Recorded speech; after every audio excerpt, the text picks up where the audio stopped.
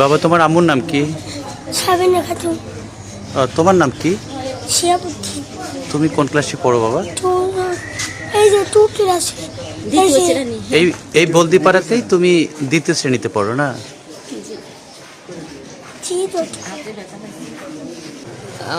মোসাম্মদ সাবিনা ইয়াসমিন, উনি সকাল 9:30টার দিকে বলদিপাড়া প্রাইমারি স্কুলে আসার পথে অটো রিক্সাতে আসার উদ্দেশ্যে বড় ট্রাক পিছন থেকে ধাক্কা মেরে একদম গাড়ির নিচে ফালাই দিলে তার বাচ্চাকে বাঁচানোর জন্য সে নিজে গাড়ির তলে পড়ে যায়। এই পর্যন্তই। ওনার বাসা কোথায়? ওনার বাসা হচ্ছে কোন জায়গায় যেন, সিনে দুপুরে হচ্ছে ওনার বাপের বাড়ি, আর হচ্ছে আসলগাতি হচ্ছে ওনার শ্বশুর বাড়ি। আমি এই পর্যন্তই জানি। আর উনি থাকেন কোথায়, মানে কোথা থেকে আসতেছিল? উনি সম্ভবত উল্লাপাড়া বাসা নেওয়া আছে। উল্লাপাড়া থেকেই উনি প্রতিদিন ডেলি উল্লাপাড়া থেকে বলদিপাড়ার উদ্দেশ্যে আসতেছিল? হ্যাঁ, বলদিপাড়ার উদ্দেশ্যে প্রাইমারি স্কুলে আসার উদ্দেশ্য করে ওইখান থেকেই আসে।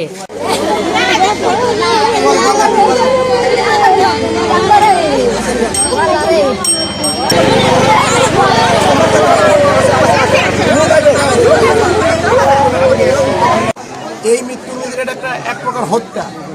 এই গণহত্যাকে রোধ করতে হলে মালিকদের আগে সচেতন হতে হবে। এই মালিকদেরকে আগে, যানবাহন মালিকদেরকে আগে আইনের আওতায় আনতে হবে।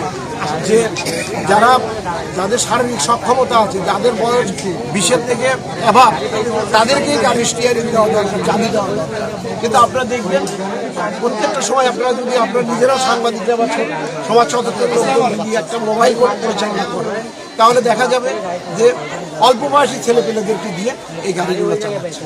তা আমরা এর প্রতিবাদ করতেছি এবং এই ধরনের ঘটনা যেন আর না ঘটে। ধন্যবাদ আপনাদের।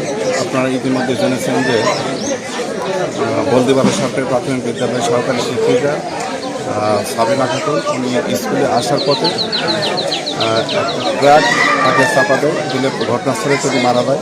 এই সংবাদকে আমরা এখানে এসে তার বাসের প্রাথমিক সুরক্ষা